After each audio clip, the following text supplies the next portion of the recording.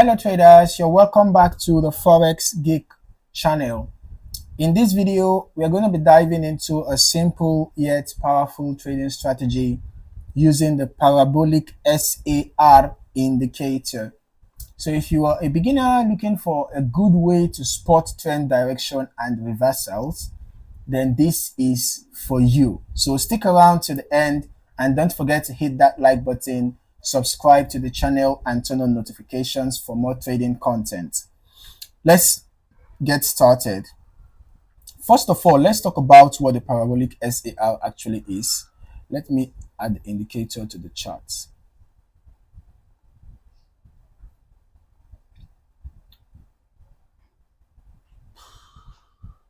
All right, so this is the Parabolic SAR indicator.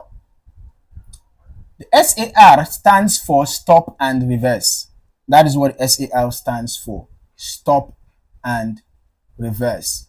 And it is a technical indicator that helps identify the direction of a trend and possible reversal points.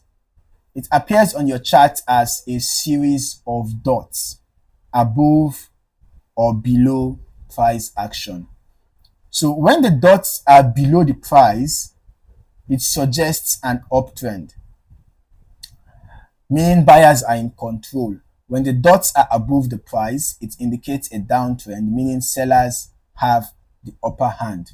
The key idea behind the Parabolic SAR is that it helps traders determine when a trend might be losing momentum and when it could be reversing. Okay? Now, let's just go over how to actually use this indicator in a trading strategy. We are keeping it simple and beginner friendly. So here's what you need to do. The first thing is to identify the trend. Before using the Parabolic SAR for entries, you need to confirm the trend. Okay, and a great way to do this is by using a moving average, such as the 50-period exponential moving average. Okay. If price is above the EMA, just focus on buy trades, all right? But if price is below the EMA, then look for sell opportunities. Then the next thing for you to do is to look for a reversal signal. When the dot flips, from below price to above price or vice versa, it could signal a trend reversal. Okay, but be careful, because false signals happen, so we need confirmation. As a result of that, once you have confirmed your trend and a Parabolic SAR signal, enter the trade in the direction of the trend. All right, for example, if price is in an uptrend and the SAR dots remain below price, consider entering a long position, perhaps somewhere here, okay? Then you set your stop loss and take profit. Risk management is key, all right? So place your stop loss just beyond the most recent swing low. For example, if it's a buy trade, it's just going to be below the recent swing low.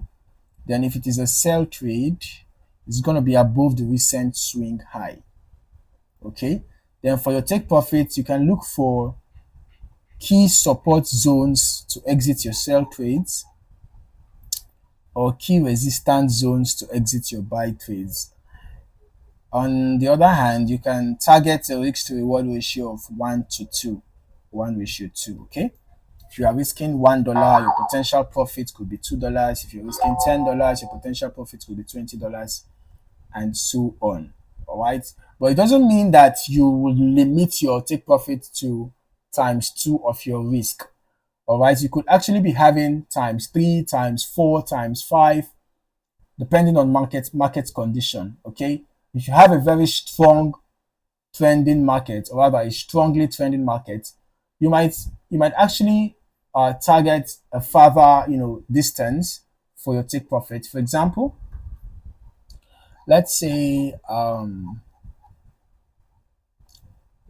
you had identified this trend around here, and let's say you entered a buy trade around here because you got confirmation from the moving average 1 You got confirmation from a bullish engulfing too, and then you can see that your parabolic SAR also appeared below the candlestick. So if you had entered a buy, let's say you entered a buy around here.